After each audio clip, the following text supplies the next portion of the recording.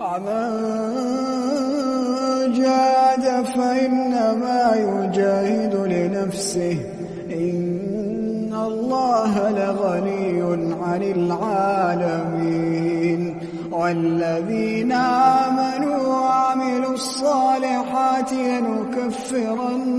عنهم سيئاتهم ولنجزينهم أحسن الذي كانوا يعملون